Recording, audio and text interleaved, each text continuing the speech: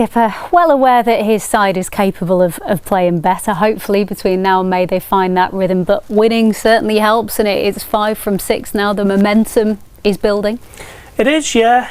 I mean, it's sometimes hard to see the wood from the trees for that type of stuff, because you think they've obviously got the disappointment of the Manchester City result in there, but generally it was been a really good sort of 5 or 6 weeks for Liverpool, hasn't it? Slowly building after maybe a bit of a patchy start of the season with too many draws in there, but what is it now, 2 defeats in the last 20, which seems strange really when you think sometimes the mood that sometimes gets spoken about around the place.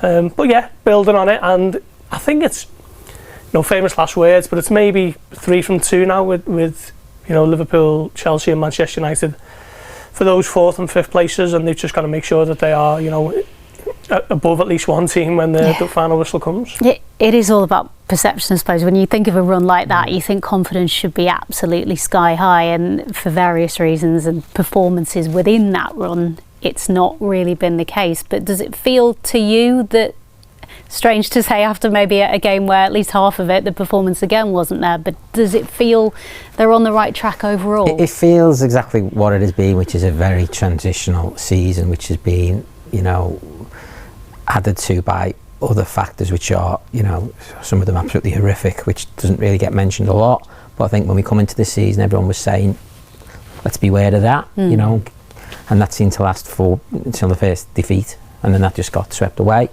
And I do think these things do need to be considered as part of the whole thing. The injury situation, having no full back or no right back, players coming in and clearly struggling a little bit, some of them at first, and getting better, visibly getting better. But we're not in a world of patience, and a club like Liverpool has to know the balance between patience and, we know that Liverpool as a club is always looking at the trend. They're not going to look at the last minute winner or the last minute defeat. They're going to look at the bigger picture of, is this team on an upward trajectory?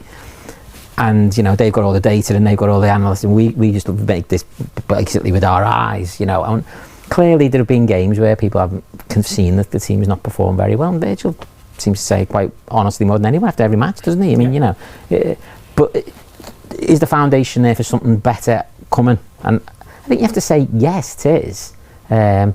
But they still got to deliver. It's Liverpool Football Club. They've got to be in the Champions League. Well, and that's what you get paid. That's what you get judged on, and that's why you're at the club, and that's why you're getting the big bucks, and that's why you're playing in front of the best fans in the world. Yeah, so leads us nicely on to taking a look at the top of the Premier League table, Maz. Obviously, Manchester United did beat Everton at the Hill Dickinson Stadium on Monday night, but Chelsea and Villa did drop points this weekend, and important to take advantage of that when an opportunity arises.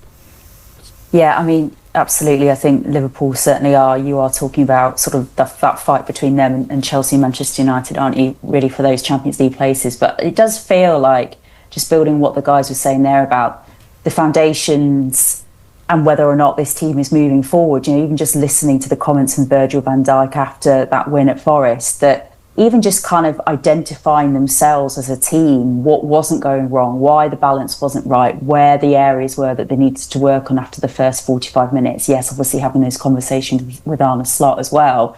But at times earlier this season when the performances weren't there and things weren't going right and they really didn't have a grapple or a hold at all in games, it felt sometimes like they just didn't have the answers amongst themselves to find a way to get back into that.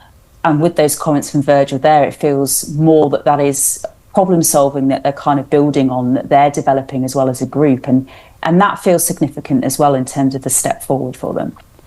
Still got to play United, Chelsea, Villa as well, Paul. It's going to be a nail-biting few weeks or a few months. Yeah, it could be a season-defining May, really, couldn't it? But I think they've just got to stay sort of on the coattails until then. But to be fair, they're not the only ones who've got a tough fixture list. Chelsea, I think, have got to play all of the top 4. I'm sure United will have a couple of difficult ones in there as well. So, wouldn't be surprised if Villa gets sucked back into it. When I said then about it being a sort of 2 into 3, I forgot Villa are only 6 sort of ahead of Liverpool, so they could quite feasibly get sucked in, as you say. So, it's just the competitive nature of the Premier League now.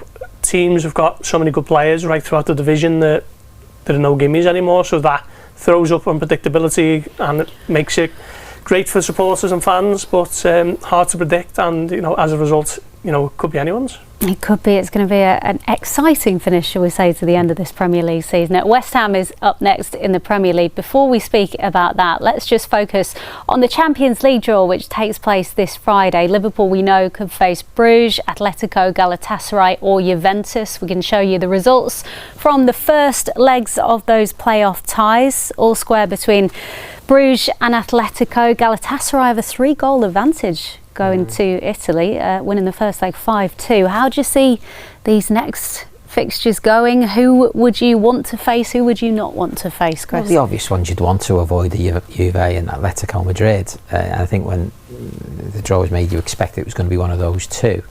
So they're both still open. I think obviously Galatasaray, a very tough place to go. We know that, and it's a hell of a result from the first leg to protect. So you'd imagine they'd have enough now to get through Galatasaray, and I think everyone would be quite happy if Bruges somehow. But I don't think it's likely, but you never know. And but I think Liverpool in Europe have been very good. There's just one aberration at home to PSV, and they should be confident against anybody. Especially with the second leg at Anfield. So just be glad they're in it, really. Once you get to the knockout stage, you fancy no club would want to draw against Liverpool. Absolutely so not. Let's hope that run continues. Of the skipper now, Virgil van Dijk spoke to LFC TV's Peter McDowell after the game. Well, Skip, well done. It'll feel like one of the biggest wins of the season, that I'm sure. Yeah, listen, it feels definitely nice to win here. Very difficult ground, in my opinion, to come. Very poor first half from all of us, with and without the ball. I think you saw the desire to not concede. That was obviously maybe the only positive thing, but I think the second half we turned it around. I think we were much more comfortable on the ball, without the ball as well. Obviously, you still know that Forest can be dangerous in set pieces, and the quality they have, the confidence they had from midweek. And I think we did well, especially second half. And now it's and obviously then towards the end, it's just a great feeling to win and be on the good side for once in a long time. What was that change then that you make at the break? Is that just a collective thing that you just need to be a little bit braver on the ball? I think it was 80% possession second half for most of it. It's a combination of that, I think. Obviously, it all starts with winning your battles, winning the challenges, and obviously when you have the ball, make the right decisions. And it's not always easy to do that, especially in the first half, where obviously a lot of players are still fresh and they run and they press and they go 1v1s. And if you are late in challenges, or if you're late in possession, if you lose the ball too easy, then obviously they create momentum.